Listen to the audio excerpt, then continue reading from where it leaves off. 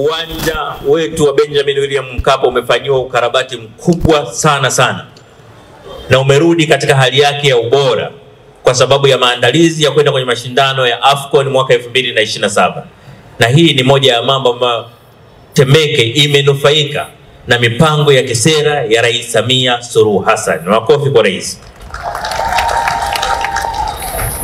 Lakini vile vile kwa timu zetu zote zinazoshiriki mashindano, kwa timu za taifa, kwa timu za vilabu vyetu vya mpira, zimenufaika na hamasa kubwa ya goli la mama. Goli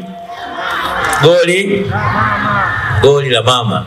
Kila timu inaingia uwanjani ikijua kwamba mama anafuatilia, na ukifanya vizuri utapata zawadi. Kwa hiyo imeleta hamasa ya kipekee katika mipira yetu.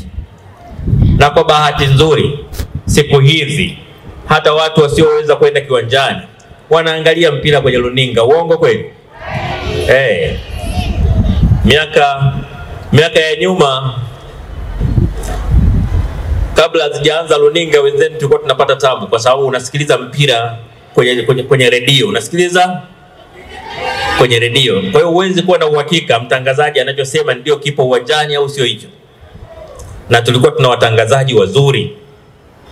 Akitangaza mpira unakuwa kama unauona. Asa Bo Jagla Malota Soma anapiga chenga ya kwanza, ya pili anageuka. CCM oye. Na unakuwa kama uko uwanjani, lakini leo mnaona moja kwa moja. Uongo kweli? Kwa hiyo ni mafanikio makubwa yamepatikana. Mpira wetu una hamasa kubwa. Timu zetu kubwa za Simba, Yanga, Azam zinaendelea kupata washabiki. Uongo kweli? Na timu gani ina wapenzi wengi kuliko zote? Timu gani? Timu gani?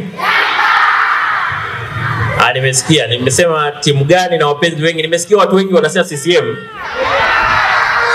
Mmesema CCM CCM basi nimesikia.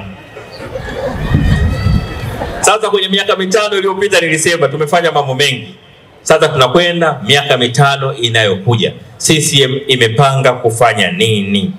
Hayo ndio mambo ambayo tunakusudia kuyazungumza kwa ajili ya miaka 5 inayokuja.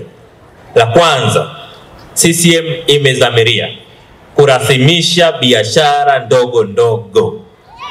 Kurasimisha biashara ili wafanyabiashara wadogo kama bodaboda, mamalishe, watu wa bajaji, machinga, biashara zao zitambulike kisheria, ziwe rasmi, na hivyo wawe na sifa ya kukopesheka. Sifa ya kukopesheka.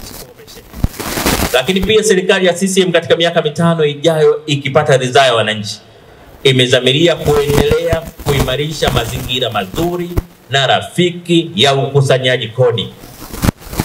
Tunataka mamlaka ya mapato iwe chombo rafiki kwa wafanyabiashara. Ili kuwa mwanafamilia bora wa Global TV, usisahau kusubscribe, like, kushare na kucomment. Baada ya kusubscribe, bonyeza alama ya kengele ili kupata taarifa kwa kila video inayopanda Global TV Online.